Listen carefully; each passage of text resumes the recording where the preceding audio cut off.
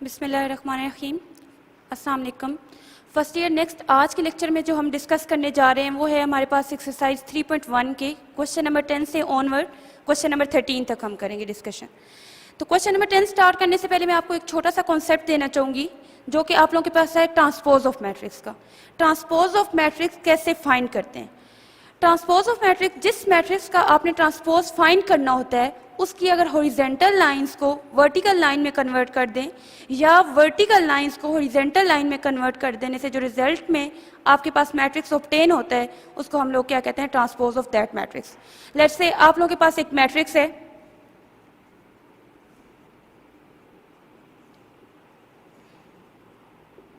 ए, 2x2 का ले लेती हूँ, like A B C general सा मैट्रिक्स लेती हूँ ये। अब आपने इसका ट्रांसपोज फाइंड करना है।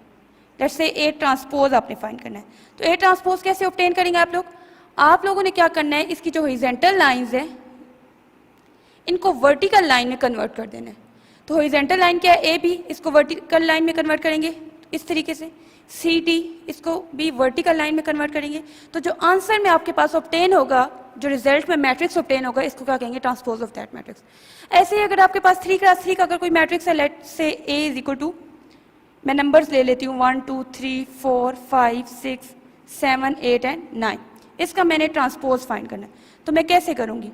अभी मैं आपको बता चुकी हूँ कि हॉरिजॉन्टल लाइंस को वर्टिकल लाइन में कन्वर्ट कर देने से जो नया मैट्रिक्स ऑब्टेन होता है उसको हम लोग क्या कहते हैं? Transpose of that matrix. Like 1 2 3 horizontal way में लिखा हुआ है, इसको आप लोग वर्टिकल वे में लिखेंगे तो इस तरीके से कुछ ऑब्टेन होगा आपके पास। तो ये क्या कहलाएगा? इसका ट्रांसपोज ऑफ दैट मैट्रिक्स। ठीक हो गया? तो अब हमने क्या करना है, इसी तरह का क्वेश्चन नंबर 10 सॉल्व करना है। क्वेश्चन नंबर 10 में आपके पास क्या है कि दो मैट्रिसेस गिवन है ए और बी, और आपने एक रिजल्ट शो करना है कि ए प्लस बी का ट्रांसपोज जो है वो इक्वल है A transpose plus B transpose के। आप जब सोल्यूशन लिखेंगी सबसे पहले आप लोगों ने लिखना है कि गिवन क्या है आपके पास दो मैट्रिसेस गिवन है ए एंड बी। अगर आप लोग अपनी बुक से देखें क्वेश्चन नंबर 10 की, तो आपके पास क्या है? ए और बी दो मैट्रिसेस गिवन है, और आपने शो क्या करना है कि ए प्लस बी का ट्रांसपोज इक्वल है A transpose plus B transpose के। तो हम मैट्रिसेस लिखते हैं, आपके पास क्या है? 1 -1 एंड 2। सेकेंड मैट्रिक्स क्या है आप लोगों के? सॉरी, इसकी सेकेंड रो क्या है? 0 3 एंड 1। नेक्स्ट बी मैट्रिक्स में क्या गिवन है आपके पास? बी मैट्रिक्स में गिवन है 2 3 एंड 0, 1 2 एंड -1। और आपने शो क्या करना है? आपने शो करना है कि a प्लस बी का ट्रांसपोज जो है वो इक्वल है a transpose plus B transpose के। तो आप लोग क्या करेंगे? पहले लेफ्ट हैंड साइड सोल्व कर लेंगे, देन आप लोग क्या करेंगे? इसकी राइट हैंड साइड सोल्व कर लेंगे। ठीक होगा? ठीक हो गया। इसको अब करते हैं, लेफ्ट हैंड साइड लिखते हैं a प्लस बी का ट्रांसपोज। मतलब क्या कि पहले दो मैट्रिसेस को ऐड करना है, देन आप लोगों ने ट्रांसपोज लेना है। अगर एडिशन ऑफ मैट्रिक्स की डेफिनेशन को रिकॉल करें तो उसमें क्या होता था? दो मैट्रिक्स किस टाइम ऐड हो सकते थे? दो मैट्रिक्स सिर्फ उस टाइम ऐड हो सकते हैं जब उनका ऑर्डर सेम हो। तो यहाँ पे अगर ऑर्डर ए का चेक करें तो वो क्या है?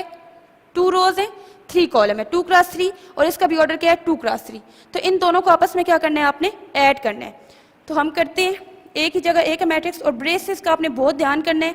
ये जो है बाई वाली ब्रेसेस है, ये मैं बता रही हूँ कि आपने ऑपरेशन बाद में लगाना है टी, लेकिन उससे पहले क्या करना है? मैट्रिसेस को ऐड करना है। और मैट्रिक्स की ब्रेसेस होती हैं स्क्वायर ब्रेसेस। इसके अंदर एलिमेंट लिखें,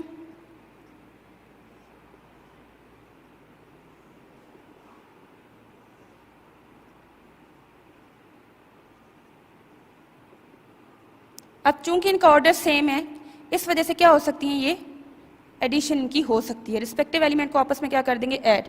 रिस्पेक्टिव मीन फर्स्ट को फर्स्ट के साथ, सेकंड को सेकंड के साथ, तो आप लोग ऐड करें। अब क्योंकि दो मैट्रिक्स से एक मैट्रिक्स बन जाएगा इस वजह से बाहर वाली ब्रेसेस लगाने की जरूरत नहीं है। फर्स्ट को फर्स्ट के साथ ऐड करें, सेकंड को सेकंड के साथ, ऐसे ही अप टू सो ऑन आपके पास प्रोसेस चलता रहेगा। 0 को 1 के साथ, 3 को 2 के साथ, 1 को 1 के साथ, और प्लस माइनस क्या हो जाते हैं? माइनस। और इसका क्या आना है? ट्रांसपोज। देखें एडिशन के बाद आपके पास क्या मैट्रिक्स ऑब्टेन हो रहा है? 1 + 2 3, 3 - 1 2, 2 1 5 एंड 0। इसका अभी भी क्या लेना है, ट्रांसपोज लेना है। आप अपनी लेफ्ट हैंड साइड सॉल्व कर रहे थे जिसमें मैट्रिक्स को ऐड किया, तो ट्रांसपोज आप लोग के पास कैसे आता है, ट्रांसपोज कैसे आता था, हॉरिजॉन्टल लाइन को आप लोग किस में कन्वर्ट कर देते थे, वर्टिकल लाइन। हॉरिजॉन्टल लाइन क्या है, 3 2 एंड 2, इसको वर्टिकल वे में लिखेंगे तो ये कैसे बन जाएगी, 3 2 एंड 2। ऐसे आगे हॉरिजॉन्टल लाइन है 1 5 एंड 0, इसकी वर्टिकल वे क्या बन जाएगा, 1 5 एंड 0, तो इसको भी वर्टिकल वे में लिखेंगी 1 5 एंड 0। तो that is your left hand side का आंसर आ गया। ठीक हो गया। अब अगर हम राइट हैंड साइड को चेक करें तो राइट हैंड साइड में आपके पास क्या है, राइट हैंड साइड में आपने शो करना था कि ए ट्रांसपोज लें और बी ट्रांसपोज लेने के बाद उनको क्या करें, आपस में ऐड करें। तो आप क्या करेंगे, ए की जगह ए का मैट्रिक्स लिख देंगे, 1 -1 2 0 3 एंड 1। इसका ट्रांसपोज लेने के बाद ऐसे बी का लिखें 2 3 एंड 0 1 2 एंड -1। इसका भी क्या लेना है, ट्रांसपोज। लेन ट्रांसपोज आपके पास क्या आ जाएगा, क्योंकि हॉरिजॉन्टल लाइन वर्टिकल लाइन में आनी है, 1 -1 एंड 2 0 3 एंड 1, ट्रांसपोज हो गया। इसी तरीके से इसका देखें 2 3 एंड 0 1 2 एंड -1। इनको आपस में आप क्या कर देना है, ऐड कर देना है। तो हम ऐड करते हैं रिस्पेक्टिव एलिमेंट को इसके साथ, तो आपके पास आ जाएगा 1 + 2 और ऐसे ही 0 + 1 -1 + 3 और ऐसे आ जाएगा 3 + 2 2 + 0 और 1 -1। ये आप लोगों के पास कुछ इस तरह से आ जाएगा। इसको सॉल्व करें तो आप लोगों के पास क्या आ जाता है, 2 + 1 कितना हो जाएगा, 3, ये क्या आ जाएगा 1 2 5 2 एंड 0। ये आप लोगों के पास क्या हुई है, सॉल्व राइट हैंड साइड। आप लोग यहाँ पे क्या रिजल्ट लिखेंगे, फ्रॉम 1 एंड 2, 1 का आंसर देखें 3 1 2 5 एंड 2 0, इसका भी आंसर देखें 3 1 2 5 एंड 2 0। आप लोग क्या लिखेंगी, from 1 and 2, left hand side आपकी किस चीज़ की कुल आ गई है, राइट हैंड साइड की, हेंस प्रूफ। नेक्स्ट जो है, अभी आपने क्या सीखा क्वेश्चन नंबर 10 में कि रो को कॉलम में कन्वर्ट कर देने से आप लोगों के पास जो ऑब्टेन होता है मैट्रिक्स, उसको क्या कहते हैं, transpose of that matrix. Question number 11 हम सॉल्व करने लगे हैं, जिसके अंदर आपने क्या करना है, find A cube if A equal to, एक मैट्रिक्स दे दिया गया है 3 × 3 का, मतलब कि आपने ए क्यूब फाइंड करना है। तो ए क्यूब मीन कि ए को आपने 3 टाइम मल्टीप्लाई करना है, और ये आपके पास क्या गिवन है, एक मैट्रिक्स है 3 × 3 का। तो यहाँ पे कौन सी डेफिनेशन अप्लाई हो रही है, मल्टीप्लिकेशन ऑफ मैट्रिसेस वाली। तो वो वाली हम डेफिनेशन अप्लाई करेंगे। आपके पास गिवन क्या है, सॉल्यूशन जब लिखेंगे क्वेश्चन नंबर 11 का, गिवन है मैट्रिक्स ए जो कि 3 × 3 का है, 1 1 and 3 5 2 and 6।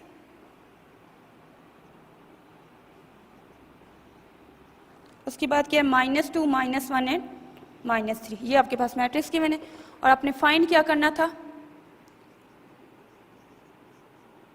A cube.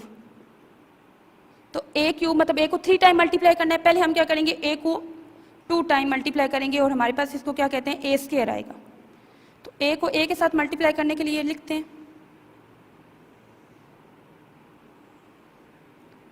1 1 3 5 2 6 and -2 -1 and -3। इस तरीके से यहाँ पे भी लिखते हैं एंड -3।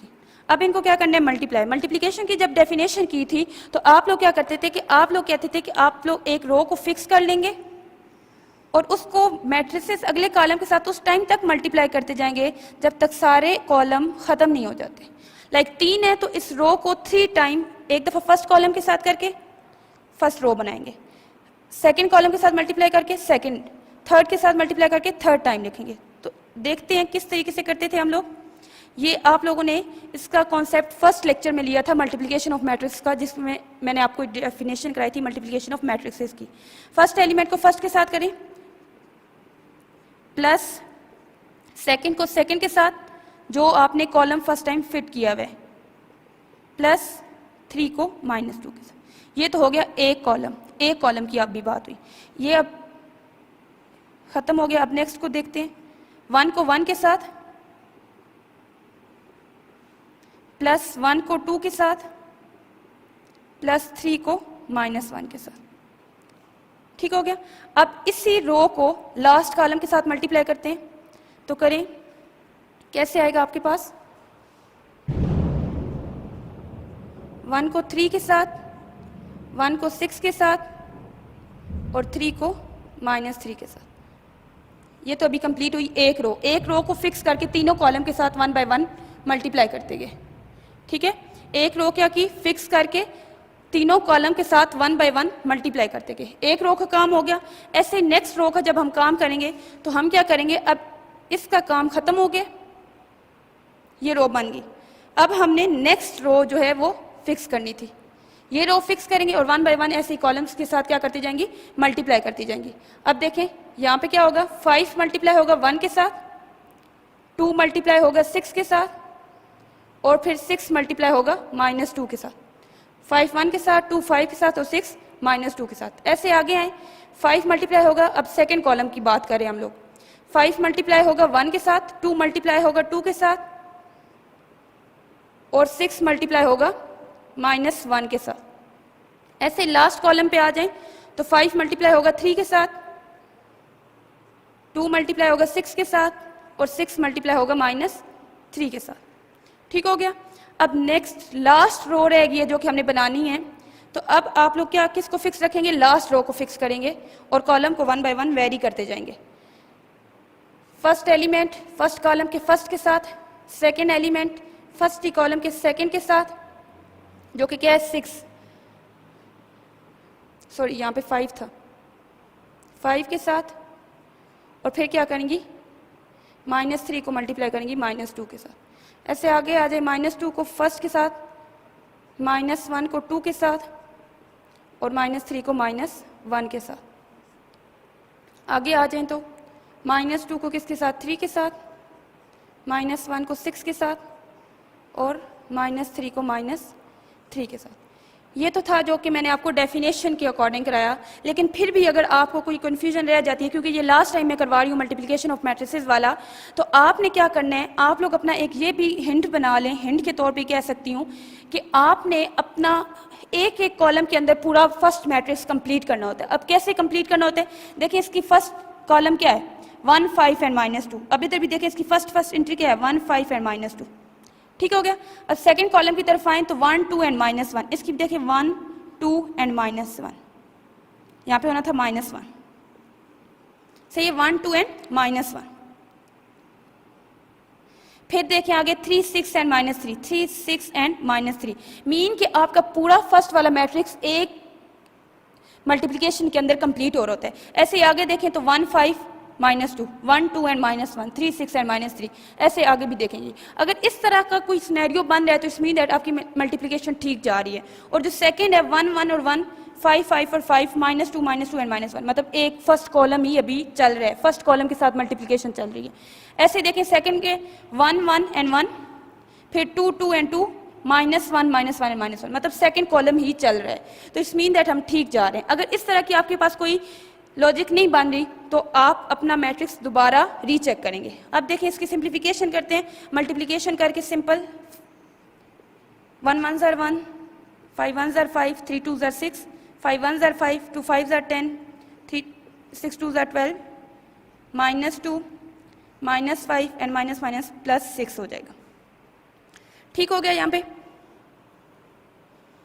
अब नेक्स्ट देखें आपके पास क्या आ जाएगा, 1 2 एंड -3, 3 1 ज़र 3, 5 1 ज़र 5, 4 एंड -6, 2 1 ज़र 2, -2 +3 आ जाएगा ये। अब लास्ट वाला देखें, 3 1 ज़र 3, 6 1 ज़र 6 और 3 3 ज़र 9, 5 3 ज़र 15 +12 -18, ये हो जाएगा। नेक्स्ट देखें आपके पास क्या आ रहा है, -6 एंड +9, कुछ इस तरह का बन रहा है।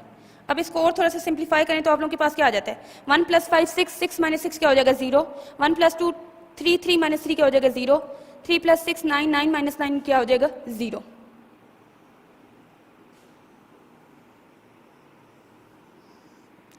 आप लोगों के पास क्या हर है, ए स्क्वायर में 0 0 एंड 0। सेकेंड लाइन को सिंप्लीफाई करें, 5 + 10 15, 15 - 12 कितना हो जाएगा 3। ऐसे आगे देखें, 5 + 4 9, 9 - 6 कितना हो जाएगा 3। इसके आगे चलें तो 15 + 12 कितना हो जाएगा 27, 27 - 18 कितना आ जाएगा 9। आगे देखें, -2 -5 -7 और +6 कितना हो जाएगा -1, और ये कितना हो जाएगा -4 और +3 -1, और ये -6 और -6 कितना हो जाएगा -12 + 9 -3। अगर फिर भी मुश्किल लगता है तो कैलकुलेटर यूज़ कर सकती हैं आप लोग। ठीक हो गया। अब क्या होगा आगे से, आपने फाइंड बेसिकली क्या करना था, आपने फाइंड करना था ए क्यूब। तो ए क्यूब जब फाइंड करना था, ए को 3 टाइम मल्टीप्लाई करना था, तो ए स्क्वायर कैसे ऑब्टेन हुआ हमारे पास, ए को 2 टाइम मल्टीप्लाई करके। तो यहाँ पे आप लोग क्या करेंगे, ए स्क्वायर डॉट ए भी करें तो आपके पास अगेन क्या आ जाता है, ए क्यूब आ जाता है, 2 + 1 3। सही है, क्योंकि बेस सेम और पावर ऐड होती हैं, तो यहाँ ए और ए बेस सेम है, 2 + 1 क्या हो जाएगा 3। अब ए स्क्वायर की जगह ए स्क्वायर का मैट्रिक्स लिख देंगी और ए की जगह क्या कर देंगी, ए का मैट्रिक्स लिख देंगी। तो लिखते हैं,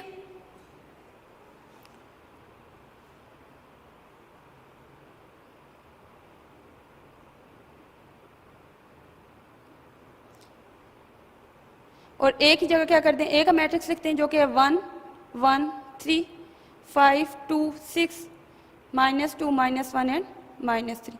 ये अब इसको मैं डिटेल मल्टीप्लिकेशन नहीं करूंगी, जस्ट डायरेक्ट मल्टीप्लिकेशन करूंगी। आप लोगों ने खुद इसको देखना है कि आपकी मल्टीप्लिकेशन ठीक आ रही है या नहीं आ रही, क्योंकि मल्टीप्लिकेशन का यही प्रोसेस है जो कि मैं अभी लास्ट आपको करवा चुकी हूँ कि फर्स्ट रो को फिक्स करना है फर्स्ट कॉलम के साथ, फिर फर्स्ट रो को सेकंड के साथ, फिर फर्स्ट रो को थर्ड के साथ। ऐसे आगे आप लोग अप टू सॉन चलते जाएंगे और देखेंगे कि आपका आंसर ठीक आता है या नहीं आता। अब देखें, हमने मल्टीप्लिकेशन की, डायरेक्ट मल्टीप्लिकेशन की, जो कि आपने डिटेल में करनी है जैसे हमने लास्ट स्टेप में किया। तो मल्टीप्लिकेशन से आपके पास इस तरह का कुछ रिजल्ट आ रहा है, 0 0 एंड 0। 3 + 15 कितना हो जाएगा 18, 18 - 18 भी क्या आ जाएगा 0, -1 एंड -5 क्या आ जाएगा -6 और +6 क्या हो जाएगा 0। इसी तरीके से 3 + 6 9 एंड 9 - 9 भी क्या आ जाएगा 0, -1 एंड -2 क्या आ जाएगा -3 और +3 0। और ये भी आप लोग सॉल्व करेंगे तो सारा क्या आ जाएगा 0। अब देखें, आपकी सारी एंट्रीज सब रो और कॉलम क्या हो रहे हैं, 0 हो रहे हैं। ठीक है, तो आप लोग इसको इस तरह भी लिख सकते हैं, ये भी आपका आंसर हो सकता है। और आपको बुक पे आंसर जो नजर आ रहा होगा वो 0 3 लिखा हुआ है, तो इट्स मीन दैट 3 × 3 का मैट्रिक्स आया था जिसकी सारी एंट्रीज क्या थी 0 थी। तो दैट इज योर आंसर। आपने जब ए क्यूब फाइंड करना था, एक मैट्रिक्स ए गिवन था, तो उस मैट्रिक्स ए को आपने क्या करना था, 3 टाइम मल्टीप्लाई करना था। जब 3 टाइम मल्टीप्लाई किया तो उसका आंसर आपके पास क्या ऑब्टेन हुआ, 0 0 एंड 0, मतलब सारी रोज और कॉलम क्या आगे 0, तो O3 इसको कहते हैं। तो जी फर्स्ट ईयर नेक्स्ट आप लोगों के पास तो क्वेश्चन नंबर 12 और 13 ऑलमोस्ट सेम है, कुछ थोड़ी बहुत चेंजिंग है, लेकिन इन दोनों में कॉमन बात ये है कि अगर आप लोग अपनी मेमोरी रिकॉल करें तो जो आप लोगों ने 9th क्लास में फर्स्ट चैप्टर की एक्सरसाइज 1.6 की थी, तो उसमें सिस्टम ऑफ लीनियर इक्वेशन को सॉल्व किया था। सिस्टम ऑफ लीनियर इक्वेशन को आपने किस तरह सॉल्व किया था, आप उन लीनियर इक्वेशन को इन मैट्रिक्स फॉर्म में क्या करते थे, कन्वर्ट कर देते थे। और उसके 2 मेथड थे सॉल्व करने थे, एक था क्रैमर रूल और एक था मैट्रिक्स इन्वर्जन मेथड। तो हम मैट्रिक्स इन्वर्जन वाली जो टेक्निक है वो यूज करते हुए इन क्वेश्चंस को सॉल्व करेंगे। तो देखें, वहाँ लीनियर सिस्टम ऑफ इक्वेशन को खुद हम लोग क्या करते थे, इक्वेशन में कन्वर्ट करते थे। लेकिन अभी क्या है कि ये कन्वर्ट हुआ हुआ गिवन है, आपने जस्ट इनको मैट्रिसेस का नेम देना है। वहाँ पे क्या करते थे आप लोग, ए और बी कुछ इस तरह का बनाते थे, AX = B टाइप। ठीक है, और फिर क्या होता था, क्योंकि ये पहले होता था और इधर भी जाके क्या हो जाता था, A इनवर्स B से पहले ही जाता था। ठीक है, देखें यहाँ AX इस टाइप की कुछ बनता था ना, आपके पास इक्वेशन होती थी लाइक x1 + x + y = 14 है, या आपके पास 2x + 3y = 12 है। तो आप लोग इन मैट्रिक्स फॉर्म में इसको कैसे लिखते थे, इन मैट्रिक्स फॉर्म में अगर आपको लिखना पड़ जाता था तो आप लोग कहते थे कि आपके पास एक मैट्रिक्स है, x और y के कोफिशिएंट लिखते थे, x का कोफिशिएंट 1, y का कोफिशिएंट 1, x का कोफिशिएंट 2, y का कोफिशिएंट 3। तो x, y, 14, 12 और इसको AX B टाइप चीज़ बना लेते थे। और फिर क्योंकि ये x से पहले a होता था तो आप लोग जब इन्वर्ट भी करते थे तो आप लोग क्या कहते थे, A inverse of B type, और फिर इसको सॉल्व करते थे। बिल्कुल वही वाला रूल यूज़ करते हुए अभी भी हमने क्या करना है, इन मैट्रिसेस को नेम दे देना है और नेम देने के बाद इनको क्या करना है, उस तरीके से सॉल्व कर लेना है। तो जब हम सोल्यूशन लिखेंगे सबसे पहले आप लोग क्या करेंगे, लेट कर लेंगे, पहले गिवन लिख लेंगे। गिवन क्या है, गिवन आपके पास x 5 2 -2 1 इक्वल टू 1 5 12 एंड 3। ये चीज़ आपके पास क्या है, गिवन है। आप लोग लेट कर लें। अब देखें ए और बी का नेम दे दें, जैसे उधर होता था बिल्कुल सेम वैसे ही। ए का नेम दें फर्स्ट वाले को और बी का नेम दे दें सेकंड वाले को। ठीक हो गया। अब देखें ये कैसे कन्वर्ट होगा। ये कन्वर्ट हो जाएगा X A is equal to B, मतलब इस सारे की जगह आपने क्या लिख दिया ए और इस सारे की जगह क्या लिख दिया आपने बी। तो आपके पास एक इक्वेशन बन गई इस तरह की, X A equal to B. लेकिन आपने बेसिकली फाइंड क्या करना था, आपने एक मैट्रिक्स एक्स फाइंड करना था। तो उसके लिए आपको क्या करना पड़ेगा, इसको इन्वर्ट करना पड़ेगा। तो हम लोग इन्वर्ट कर देते हैं, क्योंकि अभी ये x के बाद मैट्रिक्स है। ये देखें अभी x के बाद मैट्रिक्स है, तो ये जब इक्वल की उस साइड पे जाएगा तो तब भी ये क्या आ जाएगा, बाद में ही जाके इन्वर्ट होगा। कुछ इस तरीके से b अपनी जगह पे, ये बाद में था, उधर भी जाके b के बाद ये इन्वर्ट होगा। बेसिकली ये होता क्या है कि जैसे आप लोगों के पास 9th क्लास में भी ax इक्वल टू b होता था, तो आप लोगों ने जब इन्वर्जन करनी होती थी तो आप लोग कैसे करते थे कि x equal to a inverse b कहते थे इसको। तो ये कैसे होता था, आप लोगों के पास ये a जो इधर मल्टीप्लाई हो रहा है बेसिकली जाके डिवाइड हो जाता था, इसकी पावर 1 है और ऊपर जाके इसकी पावर क्या हो जाती थी, -1, जिसको हम a की पावर -1 नहीं पढ़ते बल्कि हम लोग क्या पढ़ते थे, इसको a इनवर्स पढ़ते थे। ठीक है, तो अभी भी हम लोग वही कर रहे हैं कि ये जो मैट्रिक्स था x के बाद था, तो अगले वाली साइड पे जाके इन्वर्ट भी बाद में ही होगा। इसको आप लोग 1 का नेम दे देंगे और a इनवर्स का आपको फार्मूला आता है, किस चीज की इक्वल होता है, adjoint of a divided by a determinant. ये चीजें आपने काफी डिटेल में 9th क्लास में की हुई हैं, अगर नहीं भी की हुई तो मैं आपको रिकॉल करा देती हूँ। a डिटर्मिनेंट कैसे फाइंड करते हैं, यहाँ पे क्योंकि 2x2 मैट्रिक्स है तो मैं आपको 2x2 का ही बता देती हूँ कि a डिटर्मिनेंट की ये नोटेशन होती है, स्ट्रेट लाइन लगानी होती है, मैट्रिक्स की तरह इस तरह नहीं लगाना होता। डिटर्मिनेंट आपने फाइंड करना है इसका। तो डिटर्मिनेंट कैसे फाइंड करते हैं, डायगोनल एंट्री की क्या करती है, multiplication minus non diagonal entry की मल्टीप्लिकेशन, जैसे A D minus B C. ये तो था आपका डिटर्मिनेंट का फार्मूला। और अब एडजॉइंट ऑफ ए कैसे फाइंड करते हैं, एडजॉइंट ऑफ ए फाइंड करने के लिए आप लोगों के पास जो मैट्रिक्स आता है वो क्या होता है, डायगोनल एंट्री की प्लेसेस चेंज कर देनी है और नॉन डायगोनल एंट्री की साइन चेंज कर देना। ठीक हो गया। तो उसी को यूज करते हुए हम लोग क्या करते हैं, ए डिटर्मिनेंट फाइंड करते हैं। जब ए डिटर्मिनेंट फाइंड करेंगे तो कैसे आएगा,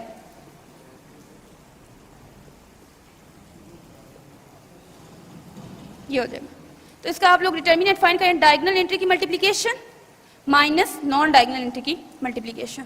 तो आप लोगों के पास ये कुछ इस तरह से आ जाएगा।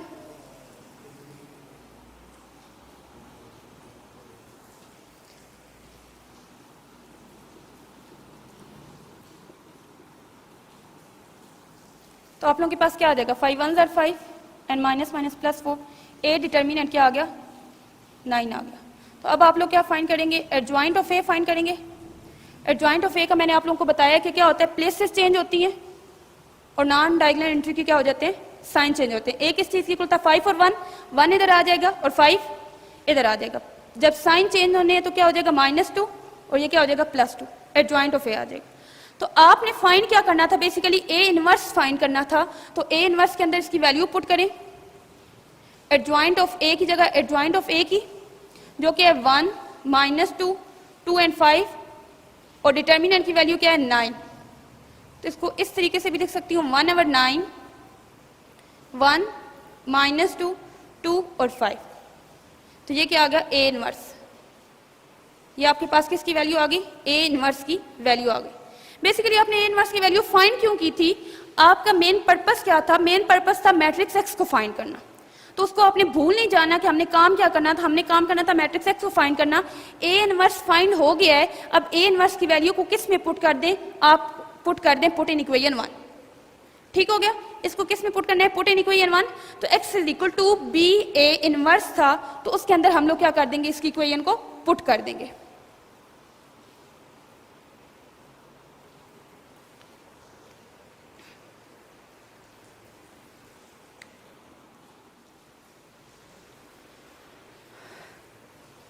तो जी क्लास हमने क्या करना था, ए इनवर्स की वैल्यू पुट करनी थी इक्वेशन 1 के अंदर, क्योंकि ए इनवर्स फाइंड करने का पर्पस क्या था कि हमने एक मैट्रिक्स एक्स फाइंड करना था और A inverse as a part के तौर पे हम सॉल्व कर रहे थे, क्योंकि हमने X equal to B A inverse वाली इक्वेशन के अंदर ए इनवर्स की वैल्यू पुट करनी थी, क्योंकि बी मैट्रिक्स तो ऑलरेडी हमारे पास था जो कि क्या था -1 5 12 3 और ए इनवर्स क्या था 1/9 1 -2 2 एंड 5। अब 1/9 कॉन्स्टेंट है, इसको स्टार्ट पे ले लेते हैं और ये क्या है हो रही है, यहाँ पे मैट्रिक्स की मल्टीप्लिकेशन हो रही है 1 -2 2 एंड 5। तो मल्टीप्लिकेशन करते हैं इसकी फर्स्ट रो को फर्स्ट कॉलम के साथ,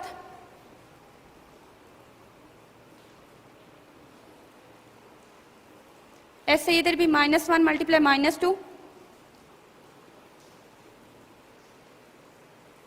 12 × 1, अब सेकेंड रो आ गई है, प्लस 3 × 2, यहाँ पे क्या आ जाएगा 12 × -2 प्लस 3 × 5। अब आप लोग देखिए -1 5 12 एंड 3 -1 5 12 एंड 3 मैट्रिक्स कंप्लीट हो रहा है इधर भी, और -1 5 12 एंड 3 ये कंप्लीट हो रहा है इधर भी, तो इट्स मीन दैट हम ठीक जा रहे हैं। 1/9 ये क्या आ जाएगा -1 प्लस 10 और यहां से क्या आ जाएगा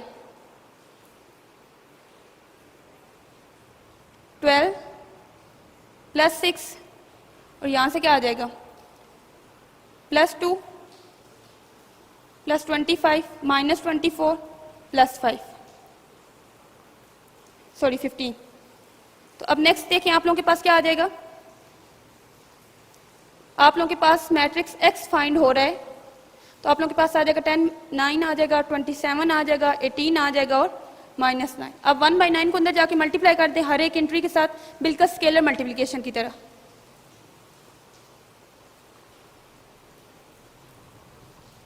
और 1/9 -9 के साथ भी, तो देखें 9 9 से कैंसिल 1, ये 9 3s are 27 9 2s are 18 and -1। That's your answer. आपका मैट्रिक्स एक्स क्या हो गया, फाइंड हो गया। 9 3s are 9 2s are और 9 9 सेकेंड्स, तो ये आपका आंसर आ गया। तो जी क्लास आप लोगों के पास क्वेश्चन नंबर 12 का जो सेकंड पार्ट है वो भी सेम ऐसे ही है जैसे इसका फर्स्ट पार्ट था, लेकिन इसमें एक थोड़ा सा चेंज है। उसमें क्या था कि आप लोगों के पास जो मैट्रिक्स एक्स फाइंड करना था वो इस प्लेस की जगह इस प्लेस पे था, मतलब कि ये जो मैट्रिक्स हमें गिवन है ये x के बाद था, तो उधर जब इन्वर्ट हुआ तो वो भी क्या गया, बाद में गया। लेकिन अब क्या है कि वो x बाद की बजाय पहले है, तो इसको लेट वही करेंगे, a और b का नेम देंगी 5 2 -2 एंड 1 और b का नेम देंगी 2 1 5 एंड 10 को। तो आपके पास जो गिवन सिस्टम है वो किस तरह रिड्यूस हो जाएगा, a x = b, जबकि प्रीवियस में क्या बना था x a = b। तो ये इधर बाद में था x के, तो उधर इन्वर्ट होके भी क्या हुआ, बाद में ही गया। लेकिन यहाँ पे ये x जो है a x से पहले है, तो इन्वर्ट होके भी क्या आ जाएगा, a इनवर्स पहले ही जाएगा। ठीक हो गया। तो इसको आप लोग क्या ले देंगी 1 का, और फिर इसी तरीके से a इनवर्स फाइंड करेंगी। a इनवर्स का फार्मूला आपको मैंने बताया है जो कि क्या है, adjoint of a divided by a determinant, और इसको आगे से इसको फाइंड करने के बाद इसके अंदर पुट करेंगे और सॉल्व करेंगे। ये क्वेश्चन आपका होमवर्क में है जी class. Next question number 13। Question number 13 भी क्वेश्चन नंबर 12 की तरह ही है, जिसमें आपने मैट्रिक्स को इन्वर्ट करना था। लेकिन आप लोग एक बात ध्यान से सुने कि आप सिर्फ उस मैट्रिक्स को इन्वर्ट कर सकती हैं जिसका ऑर्डर 2 × 2 को, जिसका ऑर्डर 2 × 2 हो उस मैट्रिक्स को आप लोग इन्वर्ट कर सकते हैं। उसके ज्यादा मैट्रिक्स को आप लोग इन्वर्ट नहीं कर सकते, क्योंकि अभी आप लोगों ने इन्वर्जन का मेथड जो है a इनवर्स का फार्मूला 2 × 2 के लिए किया हुआ है, एडजॉइंट ऑफ a भी 2 × 2 के लिए सीखा हुआ है और डिटर्मिनेंट भी 2 × 2 का निकालना भी सीखा हुआ है। तो इस वजह से ये जो क्वेश्चन है इस थोड़ा सा डिफरेंट है इस तरह, क्योंकि इसका ऑर्डर क्या है 3 × 2। इसकी कितनी रोज हैं 3 और कॉलम कितने हैं 2, तो 3 × 2 का है, तो इसको हम इन्वर्ट नहीं कर सकते, तो इसमें फिर डिफरेंट सिनेरियो यूज होगा। अब वो क्या होगा कि देखें आपके पास जो सिस्टम गिवन है उसमें 4 एलिमेंट नॉन जीरो है और 2 एलिमेंट जीरो है। नॉन जीरो मीन कि जीरो के अलावा कितने एलिमेंट है 4, इधर भी और इधर भी, तो 2 एलिमेंट दो एंट्रीज दोनों की क्या है, जीरो है। तो इट्स मीन दैट जो नया मैट्रिक्स ए बनेगा उसमें भी 4 एलिमेंट्स जो होंगे like a b and C and D ये नॉन जीरो होंगे और बाकी की दो क्या होंगे, जीरो होंगे। तो हमें जीरो फाइंड करने की जरूरत तो नहीं है, हमने मैट्रिक्स ए फाइंड करना है, तो हम सिर्फ वो वाले एलिमेंट फाइंड करेंगे जो हमें जरूरत है। तो इस क्वेश्चन को आप लोग किस तरीके से सॉल्व करेंगी, इसमें आप लोग कहेंगी कि आप लेट कर लेती हैं एक मैट्रिक्स से, क्योंकि आप लोग इन्वर्ट नहीं कर सकती, तो इस वजह से आप लेट करके, लेट ए इक्वल टू आपके पास क्या है, A B C and D. तो गिवन सिस्टम क्या बन जाएगा, गिवन सिस्टम ये बन जाएगा कुछ 5 -1 0 0 3 1 और ए की जगह आप जाके लिख देंगी A B C and D, क्योंकि चार ही नॉन जीरो एलिमेंट आने हैं आपके पास। 3 -7 0 0 7 एंड 2, कुछ इस तरह की आपके पास क्या आ गई, वैल्यूज आ गई। अब देखें, आपने एक मैट्रिक्स मल्टीप्लिकेशन का पढ़ा था कि आप लोगों के पास दो मैट्रिक्स कब मल्टीप्लाई हो सकते हैं, जब फर्स्ट के नंबर ऑफ कॉलम इक्वल हो जाएंगे सेकंड के नंबर ऑफ रो के, तो मैट्रिक्स आपस में क्या हो जाते हैं, मल्टीप्लाई हो जाते हैं। इसकी नंबर ऑफ रो कितनी है 3, तो इसका ऑर्डर आ गया 3 और कॉलम कितनी है 2, तो 3 क्रॉस 2 का। इसकी कितनी है, 2 ही रो है और 2 ही कॉलम है, तो इट्स मीन दैट ये चीज सेम आ गई, number of column equal to number of row, तो इसकी मल्टीप्लिकेशन हो सकती है। तो हम लोग मल्टीप्लिकेशन करेंगे पहले, और मल्टीप्लिकेशन करने के बाद देखते हैं कि ये कौन सी डेफिनेशन पे आके रुक के है। तो मल्टीप्लिकेशन करें तो कैसे आएगी, 5a माइनस सी, मतलब वैसे तो प्लस होता है लेकिन प्लस माइनस माइनस, 0 0 जार क्या आ जाएगा और 0 सी जार भी 0, 3a और 1c। इसी तरीके से 5b minus D, plus minus minus, 0b 0 multiply b 0 आ जाएगा और 0 मल्टीप्लाई डी क्या आ जाएगा, 0 ही, 3b प्लस डी इक्वल आ जाएगा। अगर आप इसको और डिटेल से करना चाहती हैं तो कर सकती हैं, क्योंकि मल्टीप्लिकेशन आपको आती है। अब देखें 0 + 0 क्या हो जाता है, 0 ही हो जाता है, और 0 + 0 क्या हो जाता है, 0 ही। बाकी ये तो ऐड नहीं हो सकती, क्योंकि ये एक a है, एक c है, b है, d है, डिफरेंट डिफरेंट है। अब देखें यहाँ पे आके ये किस डेफिनेशन पे आके स्टक हो गया क्वेश्चन। अब यहाँ से जो डेफिनेशन अप्लाई हो रही है वो है इक्वालिटी ऑफ मैट्रिक्स वाली।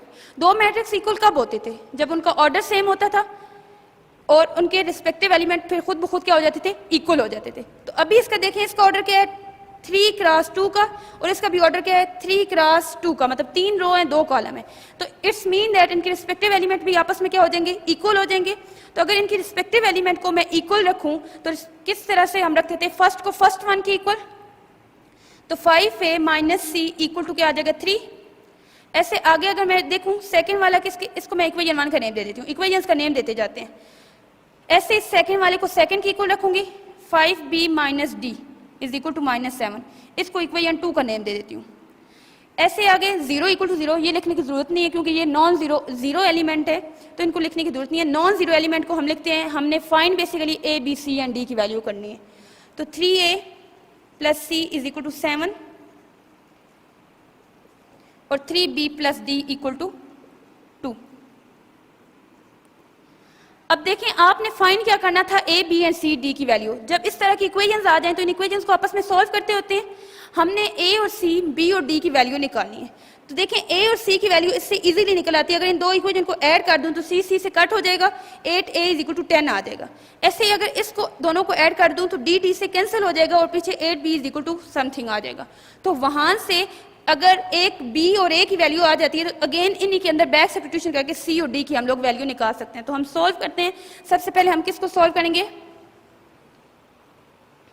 आप लोग लिखें नाउ सॉल्विंग इक्वेशन 1 एंड 2, या आप लोग लिखते हैं इक्वेशन 1 एंड 3 को मैं क्या कर रही हूँ, ऐड कर रही हूँ। इक्वेशन 1 क्या थी, 5a minus C. Basically a और c की वैल्यू फाइंड करने के लिए इन दो इक्वेशंस को आपस में क्या कर रही हूँ, सॉल्व कर रही हूँ। एडिशन हो रही है तो सिंपल कट, ये क्या हो जाएगा 8a इज इक्वल टू 10। तो यहाँ से क्या आ जाएगा, 8 मल्टीप्लाई हो रहा है इधर आके divide, 2 5s are and 2 4s are, तो a की वैल्यू क्या आ गई 5/4। अब a की आ गई तो c की वैल्यू बैक सब्स्टिट्यूशन करके आ सकती है। आप इसको 1 या 3 में से किसी एक में a की वैल्यू पुट कर देंगी तो आपके पास क्या आ जाएगा, c की वैल्यू आ जाएगी। तो मैं इसको 3 में पुट कर देती हूँ, 3 इंटू a था तो इंटू a की जगह उसकी value plus c equal to 7, 3 5s are 15/4 plus c is equal to 7। तो यहाँ पे क्या हो रहा है, 15/4 उधर ऐड हो रहा था, इधर आके सब्ट्रैक्ट 4 एलसीएम लें, 4 7 are 28, 15, तो आप लोगों के पास 28 माइनस 15 क्या आ जाएगा? आप लोगों के पास ये आ जाएगा 13/4। ये किसकी वैल्यू आ गई? सी की आ गई। ठीक हो गया। जब सी की वैल्यू आ गई, अब इसी तरीके से मैं क्या करती हूँ, नो सॉल्विंग, किस किस को आप सॉल्व कर लूँ? इक्वेशन 2 और 4, इक्वेशन 2 और 4 को जब सॉल्व करूंगी तो इससे मेरे पास क्या आ जाएगी? बी की वैल्यू आ जाएगी। ठीक है, इक्वेशन 2 और 4 को जब आप सॉल्व करेंगी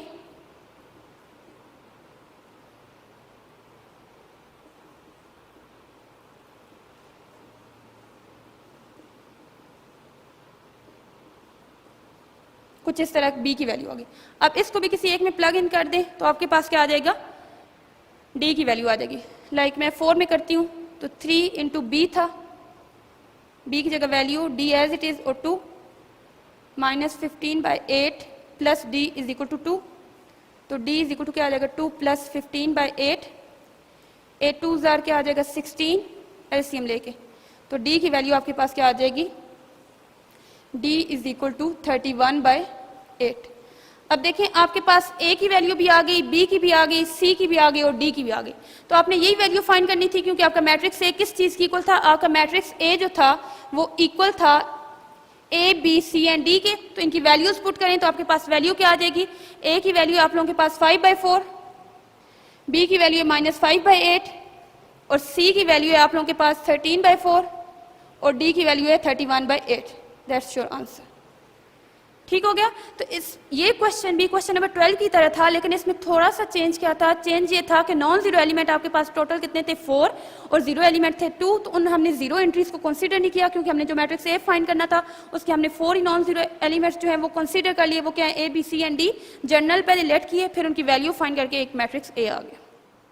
तो जी क्लास, हमारे पास क्वेश्चन नंबर 13 का जो सेकेंड पार्ट है और लास्ट क्वेश्चन आज के लेक्चर का, जिसमें हमारे पास क्या है कि अभी भी मैट्रिक्स ए ही फाइंड करना है, लेकिन किस तरह से फाइंड करना है? देखिए मैंने कहा था वो वाला मैट्रिक्स इन्वर्ट नहीं हो सकता जिसका ऑर्डर 2 क्रॉस 2 के अलावा हो, लेकिन अगर मैट्रिक्स 2 क्रॉस 2 का है तो वो क्या हो सकता है? इन्वर्ट हो सकता है। तो अभी जो मैट्रिक्स ए के साथ पीछे मैट्रिक्स मल्टीप्लाई हो रहा है वो किस ऑर्डर का है? 2 क्रॉस 2 का। तो इट्स मीन दैट यहाँ पे फिर मैट्रिक्स इन्वर्जन वाला मेथड यूज हो सकता है, जो कि हमने क्वेश्चन नंबर 12 में किया। तो अभी भी मैं क्या करूंगी? इन्वर्ट ही करूंगी, लेकिन इन्वर्ट किस तरह होता है? इन्वर्ट करने से पहले जो आपके मैट्रिक्सेस होते हैं उनको आपको नेम देना पड़ता है। तो यहाँ पे नेम ए यूज हो चुका है, तो आप दोबारा ए नेम नहीं दे सकती, बल्कि क्या आप देंगी? इनको नेम बी और सी का दे दें, क्योंकि ए तो यूज हो चुका है। तो आप लोग जब सोल्यूशन लिखेंगी इसी तरीके से जैसे पीछे करती हैं, ये गिवन लिखेंगी। गिवन में क्या है? 2 -1 एंड 2, 0 -3 8 3 3 एंड -7। ए तो हो चुके हैं, इसको हम नेम नहीं दे सकते, तो अब क्या नेम देंगे? बी और सी का दे देते हैं। लेट्स से ये आपके पास बी है और जो अगला मैट्रिक्स है उसको क्या नेम दे दें? सी का।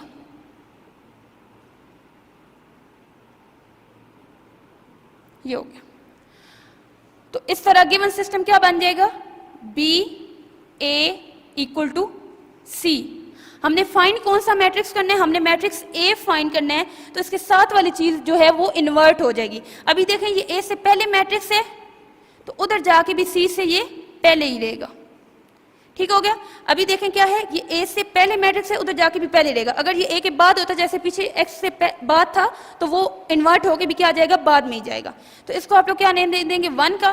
फिर बी इनवर्स फाइंड करना है। बी इनवर्स का वही फार्मूला है जैसे इनवर्स फाइंड किए, adjoint of B divided by B determinant. तो बी डिटर्मिनेंट फाइंड करें। बी डिटर्मिनेंट कैसे आता है? बी डिटर्मिनेंट लिखें और बी की वैल्यू लिखें, जो कि है 2 -1 एंड 2। तो यहाँ से बी डिटर्मिनेंट आपके पास क्या आ जाएगा? बी डिटर्मिनेंट आपके पास आ जाएगा 2 क्रॉस 2 -1 मल्टीप्लाई -1, तो ये आ जाएगा 4 माइनस प्लस और ये -1। ए बी डिटर्मिनेंट क्या आ गया? 3। ठीक हो गया। बी डिटर्मिनेंट की वैल्यू क्या आ गई आपके पास? 3। अब एडजॉइंट ऑफ बी फाइंड करें। एडजॉइंट ऑफ बी आपके पास कैसे आ जाएगा? नॉन डायगोनल एंट्री की साइन चेंज हो जाएंगे और डायगोनल एलिमेंट की प्लेसेस चेंज होगी। डायगोनल एलिमेंट क्या है, 2 और 2, ये 2 इधर आ जाएगा, ये 2 उधर, मतलब चेंज कुछ भी नहीं हुआ। इनके साइन चेंज हो जाएंगे, दोनों माइनस में, अभी दोनों किस में कन्वर्ट हो जाएंगे, प्लस में हो जाएंगे। तो इससे क्या आ जाएगा, आपके पास एडजॉइंट ऑफ बी आ जाएगा, उसको इसके अंदर पुट करेंगे तो बी इनवर्स आ जाएगा। बी इनवर्स फाइंड करने के बाद इस इक्वेशन के अंदर पुट करेंगे और मल्टीप्लीकेशन करेंगे। देखते हैं कैसे होगा।